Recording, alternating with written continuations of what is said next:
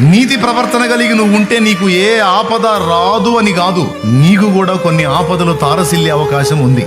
ఇంకా చెప్పాలంటే చెడిపోయిన వాళ్ళకే ఏం ఉండదు గాని నీతిని అనుసరించి జాగ్రత్తగా బతుకుతున్న వాళ్ళకి అన్ని దెబ్బ మీద దెబ్బలు తగులుతుంటాయి. దేవునికి స్తోత్రం. డౌట్ కూడా వచ్చింది. అడ్డదిడ్డంగా బతుకుతున్న వాళ్ళకి ఏమో ఏ నొప్పులు లేవు. ఆ శాలేమన్నా చెప్పినట్టు అంత మంచిగా బతకాలా, ఎంత మంచిగా బతకాలా, అంత నీతిగా బతకాలా, ఎంత నీతిగా బతకాలని నీతంటే నా బతుకు ఇట్ట తగలబడింది అని నువ్వు అనుకోవచ్చు. కొంతమందిని చూసినప్పుడు నీకు సందేహం రావచ్చు. దానికి నా సమాధానం ఏంటంటే, దేవుడు కొన్ని కారణాలను బట్టి నిన్ను ఆ పరిస్థితుల్లోకి తీసుకెళ్ళి ఉండొచ్చు. వాటిలో మొట్టమొదటిది ఏంటంటే, నీ మనస్తత్వములో మార్పు వచ్చిద్దా, నువ్వు అంతే ఉంటావా?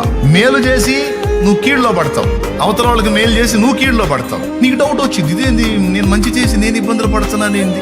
కొంతమంది ఏమనుకుంటారో తెలుసా, అబ్బాయి న్యాయానికి కూడలేదురా, మంచికి పోతే చెడులు ఎదురు వస్తున్నాయి కాబట్టి ఇక మనం మంచిగా ఉంటే కుదరదు, మనం కూడా రివర్స్ అవ్వాల్సిందే, మనం కూడా వాళ్ళకంటే దరిద్రంగా తయారైతేనే అని నువ్వు దరిద్రంగా మారుతావా? లేకపోతే వంచనకు గురైనా, అన్యాయాన్ని పొందినా, నీతిగా నిలబడి నష్టపోయినా నీ తత్వాన్ని మార్చుకోకుండా నువ్వు స్థిరంగా ఉంటావా అనే ఒక ఎగ్జామ్ కోసం, ఒక పరీక్ష కోసం దేవుడు నీకు కొన్ని శ్రమలను అనుమతించే అవకాశం ఉంది. చూసుకోవద్దా నీ నాణ్యత ఏందో? నీ సంబడం తేలాలిగా దేవునికి. అందుకోసం రివర్సల్ ఎదురయ్యేటట్టు అనుమతిస్తా. తెలియకుండా రావు, తెలిసే వస్తాయి ఆయనకి. అలా ఖచ్చితంగా టెస్ట్ చేస్తాడు ఆయన.